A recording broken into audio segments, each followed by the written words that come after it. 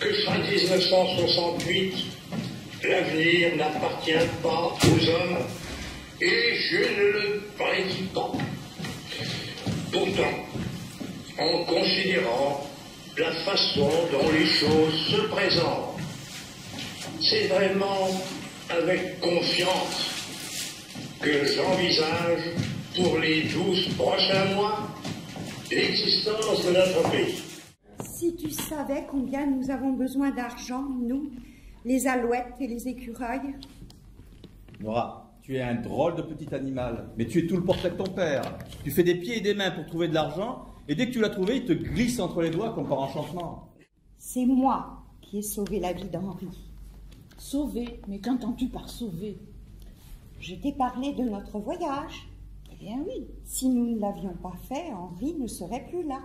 Eh bien oui, c'est ton père qui t'a prêté l'argent dont vous aviez besoin. C'est moi qui ai trouvé l'argent, toute seule. Toi? Cette somme? 50 000 francs. Qu'est-ce que tu en dis? Et tu les as trouvés comment? L'air, ça t'intrigue. Il en est de même pour les gens atteints moralement. Il y a justement dans le bureau d'Henri un de ces cas qui relève de la psychiatrie. Ah, vraiment? Et de qui voulez-vous parler? Oh, d'un avoué du nom de Cottard. Un individu dont vous ignorez tout. Il est corrompu à un point que vous ne pouvez imaginer. Mais à présent, il faut que je m'en sorte. Mes fils grandissent. Pour eux, je veux être à nouveau considéré, autant que faire se peut. Cet emploi à la banque était pour ainsi dire le premier échelon dans ma remontée. Et voilà que votre mari décide de me chasser. J'ai donc promis de vous prêter cette somme contre une reconnaissance de dette que j'ai rédigée. Oui, et que j'ai signée. Bien. Mais j'ai ajouté quelques lignes suivant lesquelles votre père se portait garant de cette dette. Il est étrange, Madame Miller, que votre père ait signé cette reconnaissance 3 jours après sa mort. Est-ce bien lui qui a signé là?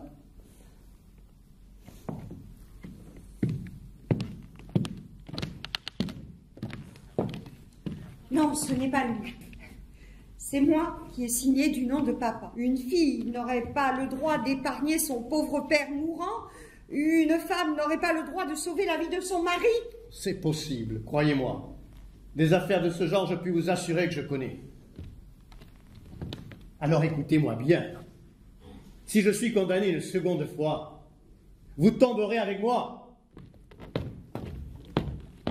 Henri n'en a jamais rien su. Mais il faut que je m'en sorte. Oui. Sans le dire à ton mari. Ah, un homme saurait mieux y faire qu'une femme, n'est-ce pas? Oh, jamais il ne me viendrait à l'idée de faire quelque chose qui te déplaise. Ben, je le sais bien, d'ailleurs, tu m'as donné ta parole. J'ai là une lettre pour votre mari.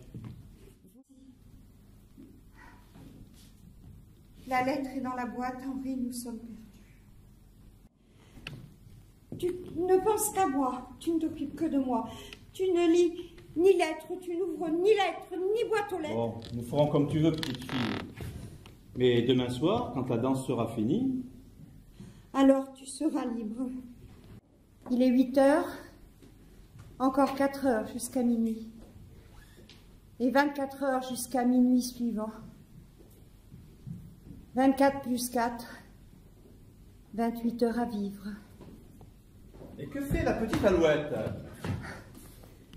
La voilà.